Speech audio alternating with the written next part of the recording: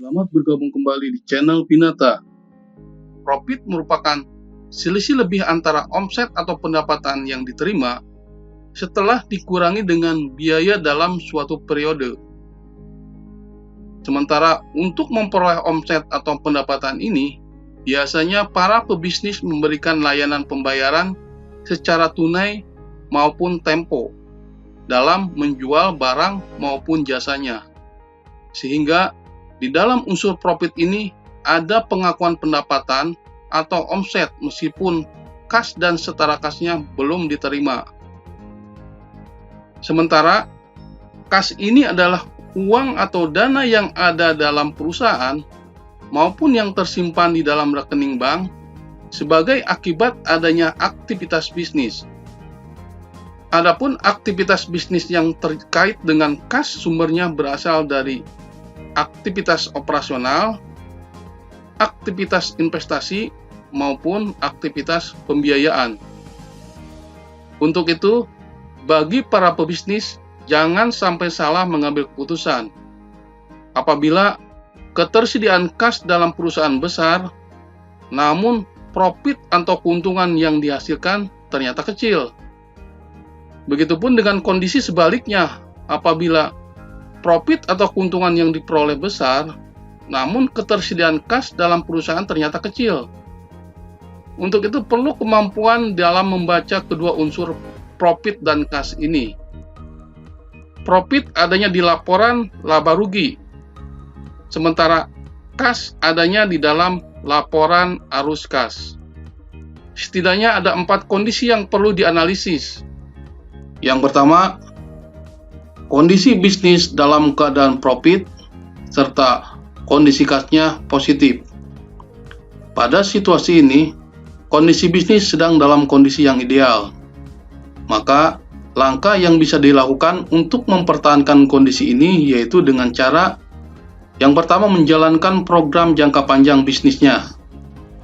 Yang kedua, memperbesar market. Yang ketiga, memperluas jaringan bisnis. Dan yang keempat, mengendalikan biaya apabila terjadi peningkatan skala usaha. Kondisi yang kedua yaitu kondisi bisnis dalam keadaan profit, namun kondisi kasnya dalam kondisi negatif atau defisit. Pada situasi ini, bisnis sedang dalam posisi yang kurang sehat, sehingga perlu adanya evaluasi di antaranya. Yang pertama, lakukan peningkatan aktivitas penjualan, khususnya untuk penjualan tunai. Yang kedua, lakukan evaluasi atas piutang maupun hutang perusahaan. Yang ketiga, lakukan evaluasi stok yang tersedia, apakah dalam kondisi overstock atau banyaknya barang yang slow moving maupun yang dead stock. Yang keempat, lakukan evaluasi atas capital expense.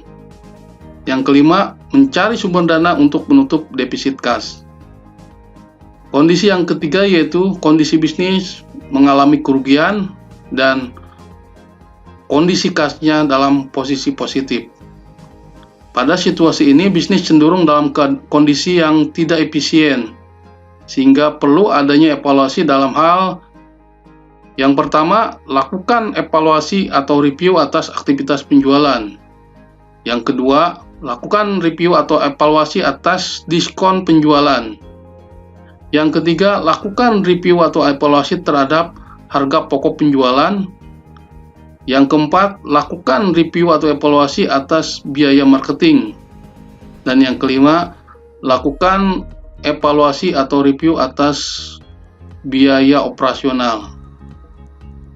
Kondisi yang keempat yaitu kondisi bisnis mengalami kerugian dan kondisi kasnya dalam posisi negatif atau defisit.